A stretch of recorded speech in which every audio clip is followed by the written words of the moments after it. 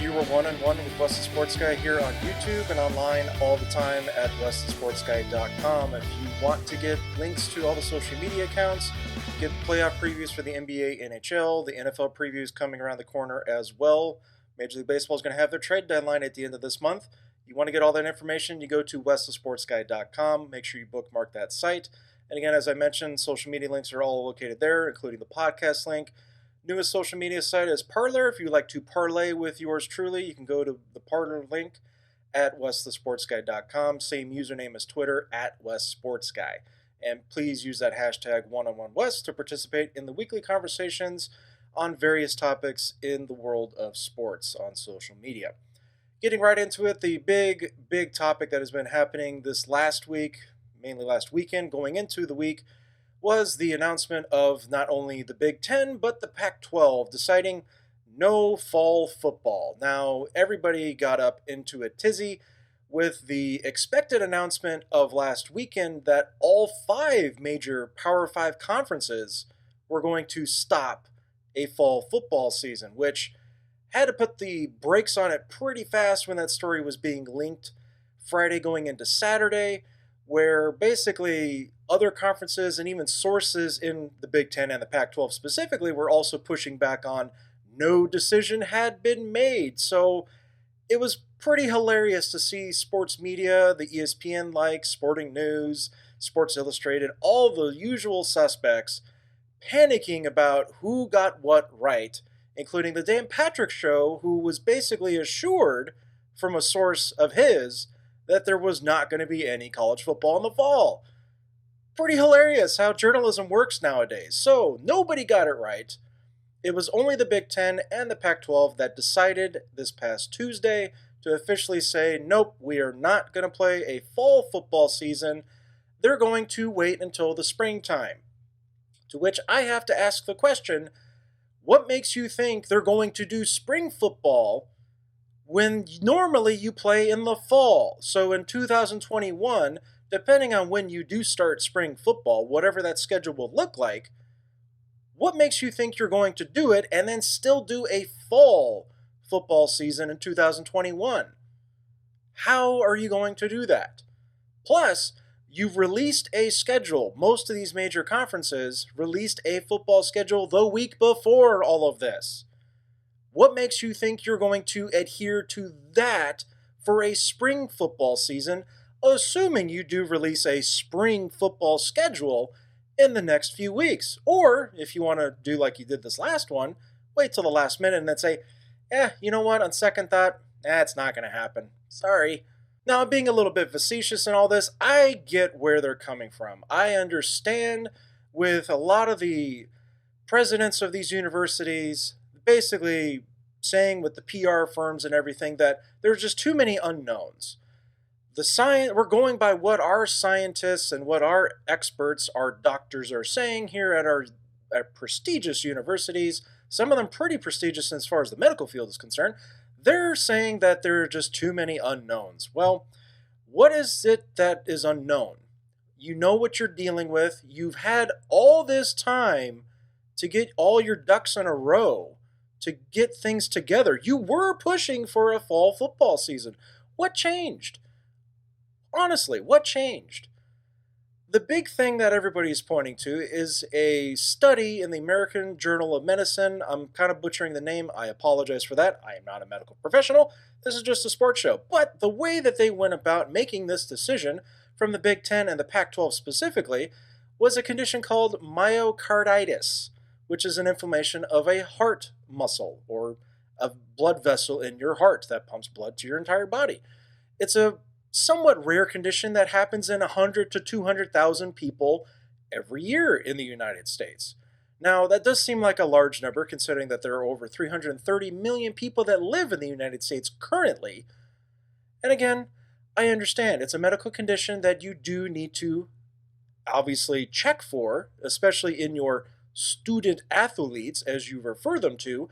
You do this every time you're about to start up a football season, volleyball, track, whatever the case may be. They do they do regular physicals for your student athletes every year before you ramp up the sports season.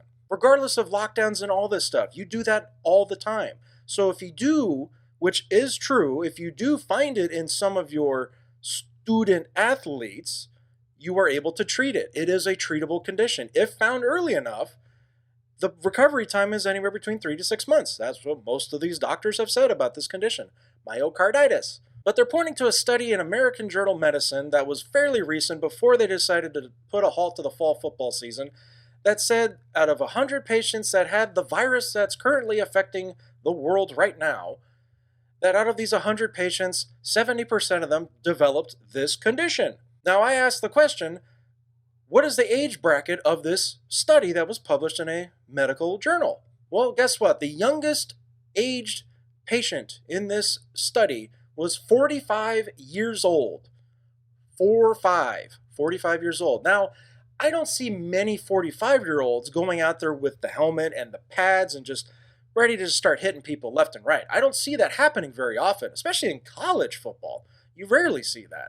Now, if there is an outlier, hey, by all means, show me. But that's what they were basing their decision on.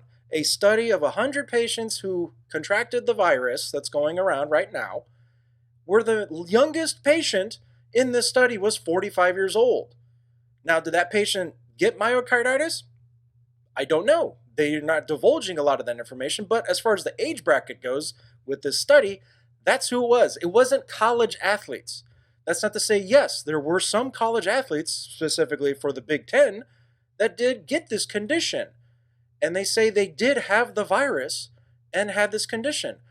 But when you dive even further into this myocarditis, it's been around forever. We've always known about this. It involves other viral infections, including the flu, common cold. Swine flu was a big thing a few years ago, too. It develops in patients sometimes. Again, 100,000 to 200,000 develop this condition every year in the United States. It can be fatal if undetected, but it can be detected when you go in, especially for student athletes and their physicals every year before they do their football season, basketball, baseball, whatever sport you want to pick. They always have a physical to make sure you're in tip-top shape. If you have a condition like this, you are pushed to recovery, and most of the time you do recover. Now, for the 100 and 200,000 people that are affected by this every single year, how many of them are actually college-aged athletes? I would love to know the number on that as well. But if we're going to be honest about a lot of these things, yes, there are a lot of unknowns still. Yes, there's been a lot of misinformation out there, unfortunately. Now, thankfully, there's a lot of good information that I will link in the description of this video coming from the CDC here in the United States that shows an age breakdown of the overwhelming recovery rates from the virus that's currently affecting everybody, but also what the age bracket is for the affected population from this virus.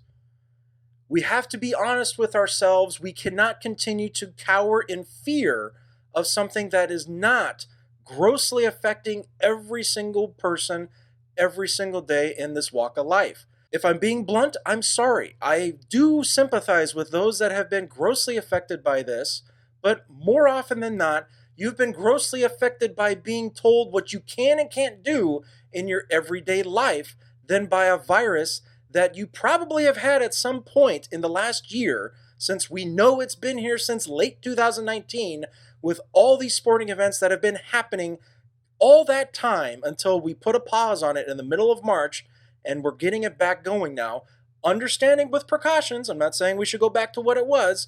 Necessary precautions should be taken, and they have been taken. But when you look at it from a standpoint of who's it grossly affecting, we know who it is, and we should do everything in our power to help make sure it does not affect those people. There are treatments that are available to many people right now, and why we are not focusing on the positives of these treatments that are out there is beyond me. I don't understand that. There are plenty of treatments that are helping patients. Our hospital system was never overwhelmed. We can get through this if we can just be honest about it. And to be this disingenuous, just in this one aspect of it for a college football season, doesn't mean I want fans in the stands for a college football season, but it is very dishonest to say there are too many unknowns when you're basing this off of a study that did not take into account 18 to 24-year-olds. Again, the youngest patient in the study that they cite was 45 years old.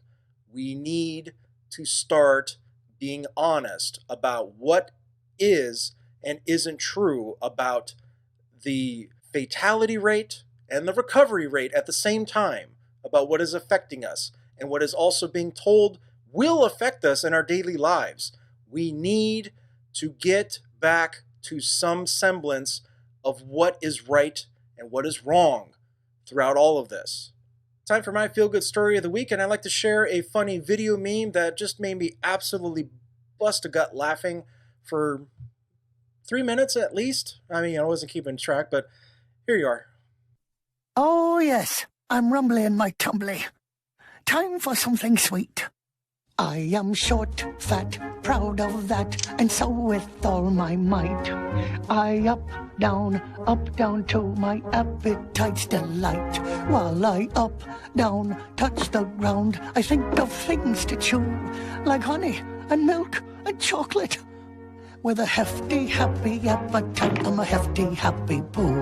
With a hefty, happy appetite, he's a hefty, happy poo. Now, on that note, I'd like to say that the podcast that is going to be available very soon, that involves the NBA and China and their little dealings with their basketball camp, that was a story that was released a few weeks ago, late July somewhat, by ESPN. I will be doing a deep dive into that on the next podcast episode. You can find that link at westthesportsguy.com. Make sure you subscribe to the podcast, give it a like, give it a rating, leave a nice review. I would love it as well. But if you don't like it, hey, believe me, I will read it. I will improve upon that if you so are inclined to let me know what is wrong with the podcast. But if you do like it, hey, leave a good review, leave a nice rating. Make sure you leave a comment and a like on this video as well. Subscribe, hit that bell to get notified of all the latest videos when they are posted on this YouTube channel. But the podcast episode is coming, hashtag free Hong Kong. I will do a deep dive into that story, and hey, if anything else, it's deserving. Let's just call it at that.